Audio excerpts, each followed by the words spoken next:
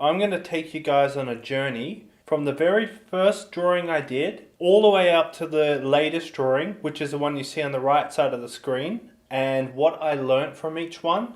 This is not going to be an in-depth video, but just sort of like a general outline. This is one of my portfolios. I'll only be showing you what's inside this one in this video due to the fact that it will take too long to go through all my drawings. That's not to say that these drawings in here are far more important than the other ones, because every single drawing I've done has challenged me in a different way to become a better artist. But for now, we'll just stick to this folder. I only went to art school for like 2 weeks and then I dropped out.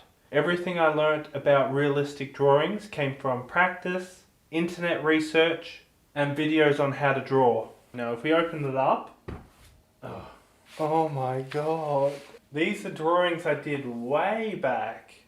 Have a look at that. I forgot all about these. This one here. This was before I could do realism. I had no clue about tones and how to match tones. This was as good as I could do. It took me 13 minutes apparently. Jesus, that is nostalgic. This is another drawing I sort of made up. Oh my god. I was starting to experiment with realism. You can kind of see it. I got the dark areas. I didn't understand tones, but I knew that shading created depth. So this was done on the 4th of the 3rd, 2009. I was so proud of it, and I still am. I used to show everybody this. So drawing at that point was just a hobby for me, something I did for fun. An anime character, that's actually how I had my hair back in the day. Here I did some more experimentations. This was about 11 years ago as well. That was my last go at cartoon style drawings. I don't know 100% on the dates and all that sort of stuff. I could be really off. After I got my Prismacolor pencils, I did this. And this is all completely out of my head. What I decided I should do is experiment with blending. As you can see, I've used the blacks. I've just drawn random things and I've colored them in. This is sort of how I got the feel for the Prismacolor pencils. So after I went through all this and done all my, practicing blending, I started to get gradients and see how I've got the dark in there, light in there. I'm using the pencils to create form. You can kind of see me trying to create depth.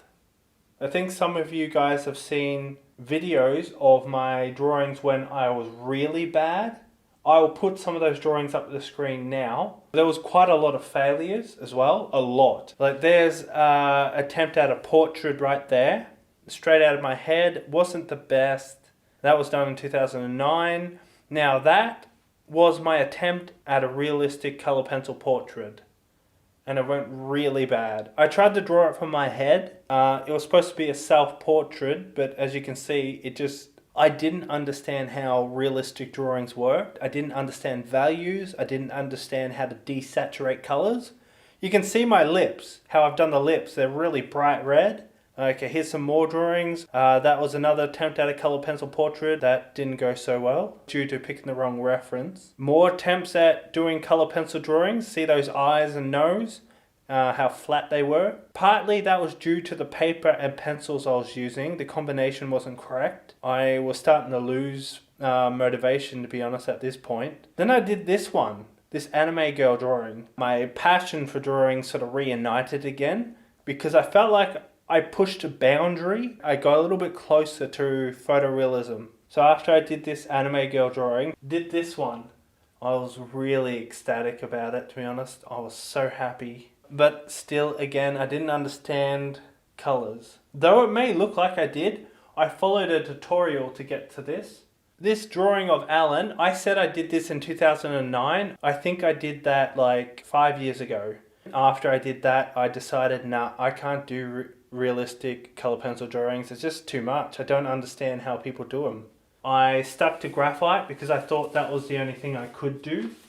Everything else was just too hard. It was just out of my league. Here's some pictures of me attempting graphite drawings. I couldn't get them realistic enough, so I kept on going and going. I was researching on the internet, trying to figure out why I couldn't do them. How I got into realism is I saw a video on YouTube drawing Harry Potter. I think it was like 7 years ago I saw it. I was like, oh my god. And I decided then and there I was going to do a realistic drawing. Now my very first attempt at realism, I can't find the drawing. It was an eye. This is my second attempt at realism, and I did this with graphite. I followed a tutorial to be able to get it to this level, but yeah, I was really happy with it at the time. I was showing everyone.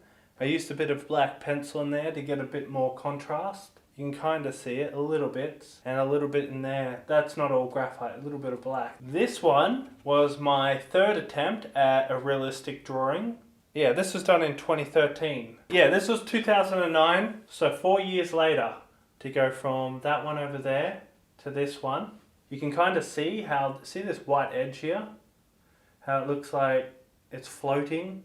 But I understood that when you shaded things darker, like up here, and you do gradients, it made things look 3D. I understood that notion. I added a bit of pencil in there. Actually, I think it was Prismacolor black to really get the black in there in order to create a really nice contrast. And then I added white in there to create brighter white. After I did that eye, I was feeling incredibly inspired.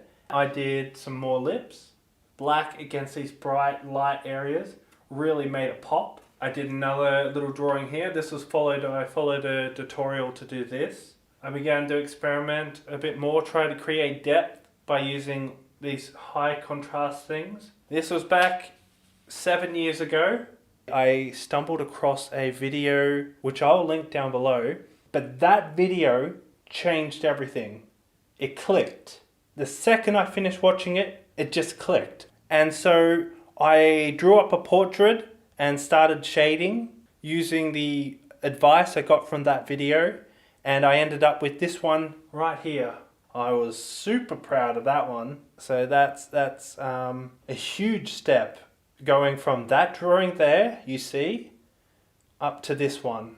It seems like a massive jump, but with the right amount of information, it's very possible. Then I went on to do this one. I was really getting an understanding for values and how they worked. You can see how I love to put the real dark values in there against the real white ones. I tried to do a hyper-realistic drawing there. Still didn't know how to do realistic color pencil drawings. That was so far beyond me. I did Nemo drawing. Went back, I think I did another fox drawing. One of my biggest, scariest things about realistic portraits was skin tones. I got into the notion, in order to do a realistic portrait, you need sort of like a recipe of colors, and I just didn't know the recipe, which is incorrect. That's not the right way to think about it. There's no recipe that if you had that recipe, suddenly you can do realistic skin tones. It doesn't work that way. And I was looking everywhere for people to list their skin tones they used for their drawings so I could copy them. And I did manage to find some people that did that. It didn't yield any results. This was my very first completed color pencil portrait. What changed between this and that one? Obviously you guys can see there's a massive difference between the Alan drawing and Daniel Radcliffe. I had done a lot of research on the internet, and someone told me to draw what you see, not what you think you see. That was the first thing I learned. The second thing that changed everything is I went into the art shop. I was talking to the person who ran the shop, and I asked her if she had any Prismacolor pencils. And she goes, sorry, we don't sell them. But we have Faber-Castells if you're interested. And to be honest, the first time I saw them, I'm like, nah. I wanted the Prismacolor pencils because that's what Heather Rooney used. I'm like, what's the odds that the Faber-Castells are that good? I could not get the Prismacolor pencils working. So I went back to the art shop and I brought the Faber-Castell pencils. I tried the pencils on the Strathmore paper, which is this here.